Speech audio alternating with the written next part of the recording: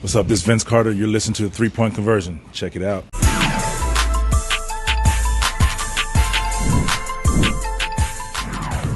What has been your your most skill of getting to this far, to be your best skill at getting to this far?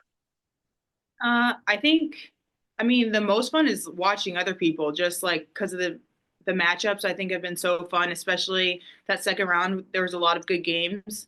When I'm playing, I feel like I'm just so focused on, getting to my spots and winning. But you can appreciate it a lot more when you're just, watching the other people. Thank you. Go to Noah. I think fans have clamored for one-on-one tournaments, in the NBA, WNBA for a long time, and you guys have been willing to kind of be vulnerable and be put on that stage. And for some people, it's worked out. Other people, maybe haven't had their best performances.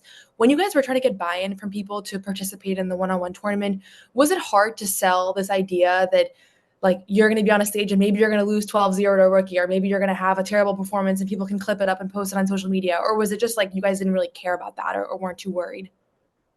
I think once people saw the prize money, that kind of abated a lot of our worries because, I mean, for 200K, and it was more before, but we decided to, obviously split it up between the teammates of the winner of. So I think just like seeing that money, it got everyone like chomping at the bit to go out there, and we all, I think, have a lot of confidence also in our games. That's why we're professional athletes. So you have like high expectations, going in. Thanks. Doug. Fee, take out the fact you're doing really well in the tournament so far as a playing standpoint, but as a founder and a league owner, how are you feeling this tournament's going so far for Unrivaled, for being the inaugural one of it? I think, well, I mean, I think, like I said, especially the semifinal, or not the semis, the second round the other day were some really good games. They're fun to watch. People seem to really enjoy it. I'm enjoying it. So I think it's going well. Thank you. Ben. Yeah, two questions.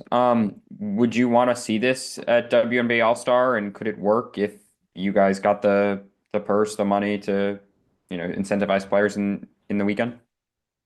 Yeah, I mean, I think so. I mean, obviously, like you said, you're putting players in a vulnerable position where like it is you're putting like yourself on the line. So I do think the money would have to be worth it for players. But if it was, then yeah, I think it's a great thing for fans to watch. It's super exciting. It's fun for us to do. So, but on the upside, obviously we have to make it worth it. And then from an encore perspective, like looking forward, how would you just improve the tournament in future years? Like, do you like it games ending on free throws, for instance? I know that's been, a little bit of a pain point online from folks too. Yeah, it's hard because you obviously no one wants the game to end on a free throw, but then, if you take it away, then you open athletes up for injury because you can just hack someone to make sure that they don't get that last shot. So it is a fine line. I think there are things we want to, adjust. Just we're making it up as we go, and once you put it into practice, you kind of see what works and what doesn't. So I think there are going to be some adjustments, but I don't know exactly what those are going to be for next year. Jackie. Hi, Fee. Thanks so much for taking the time. I've got a couple for you. So, what strategies have served you the best throughout the tournament?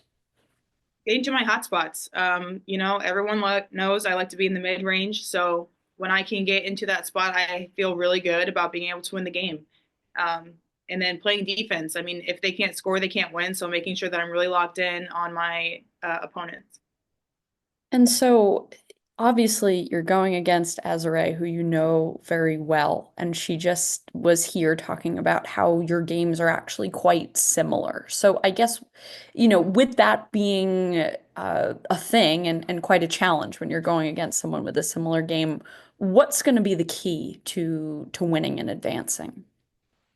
I think just what I've done in the other games, I'm definitely going to have to play some good defense on Z. She's a lot longer than me, and so I have to kind of figure that out with how I'm going to get around her because I probably won't be able to shoot over her like I have been with my other opponents.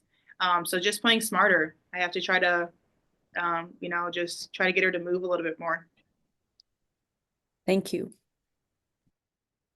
Courtney. Just one more. What has been the biggest impact for this one-on-one tournament in your eyes? I feel like the culture, we're trying to really change the culture of women's basketball. You know, you see like you go to the playground or the park and you see guys playing pickup or they're playing ones. You don't see that with women a lot. And we're really trying to change that, just what it means to be a female athlete and the culture of just like playing in your backyard, playing at the park, playing ones like we're doing. We're not seeing that a lot. And so we're trying to change that. Thank you. I'll take one from Jambori and then Jacob. For Fee, I was gonna say you've been absolutely dominating your opponents like this entire league. I wanted to know is how much more extra motivation is there playing in Unrivaled? A lot. You know, I definitely feel like I'm using Unrivaled for its exact purpose. I'm trying to get better all around as an athlete in my skill set, getting stronger in the weight room, just using all the tools here so that I can become a more complete and better player. And then, you know, the game is built perfectly for that. You get to implement your skills right away. The hardest thing is to practice your skills and then put them in the game, like put them into real game like situations. And because there's, you know, two less people on each team and your usage is so high here, you get to really practice that and get better a lot faster. So that's what I'm trying to do and take advantage of here. We'll go to Jacob. Awesome. Thank you so much. Yeah, you touched on this a little bit, Fee, but I wanted to ask how much work went into this ahead of time in terms of ensuring that level playing field to where you can have a semis with competitors of different sizes and different playing styles. How much work went into that, and then how do you evaluate kind of that level playing field you guys have created in the first year of this? For the one-on-one tournament. Yes. So I don't know how they put us into pods, but for the pods, like it was a combination of we voted like 1 through 8. We had the fans vote and we had, I think, like media vote. And so that's kind of how they determined it was like luck, not luck of the draw. We voted on it, but that's how they kind of determined the seeding for that. So sometimes it's like not an even playing field because you're voted into who they think the best player is in each pod. And that's exactly how it is in the regular game. You have disadvantages and you have advantages that you have to use to your disposal. And so I think it's really, I mean, lifelike situation. Thank you. And last couple here. Just Noah. Go ahead. Yeah, just wanted to follow up on something you said about the culture. Do you have any theories or like thoughts on why women's basketball hasn't had like as robust as a one-on-one culture as men's? You know, I agree with you. Growing up, I also felt the same way, but I'm just wondering if you have any opinions on why that might have ended up being the case. I don't know. I do feel like women's sports is a lot more, what's the word, organized than men's sports. Like we are put onto teams like very, very early. You have traveling and you have like your club teams and blah, blah, blah. So I do feel like the women's side is very organized. And so that kind of takes away the individuality and the skills that you learn just playing at the park or pickup or whatever it is. So hopefully we can, like I said, trying to change the outlook on that a little bit. Thanks. Okay, and then last two, we'll go to Amanda and then Jackie.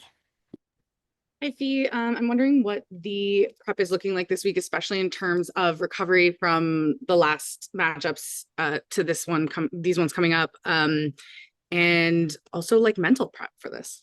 Yeah, definitely trying to get my body right. It's kind of a balance because you know we're not playing, so we're off the whole week. So you want to rest, but then you don't want to rest too much where you kind of lose a step. But definitely like mentally trying to get through thinking we have potentially 4 games tomorrow when everyone was dying at 2 on Tuesday. It's going to be a grind. I mean, it's a lot of money and they're going to make us work for it, which we should. But yeah, it's going to be tough for sure. And Thank you. oh, and Go ahead. again, oh, whoops. Go ahead. My bad, Tish, my bad.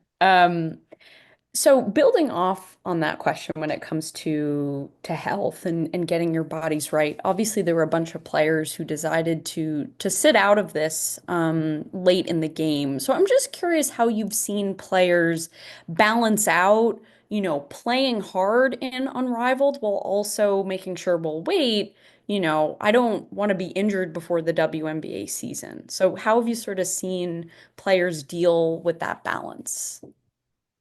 I don't think people would sit out so they're ready to go for the WNBA season. I think it's just like you have to listen to your body. If it's hurting and you feel like you can't play, like I don't think you should put it at risk for sure.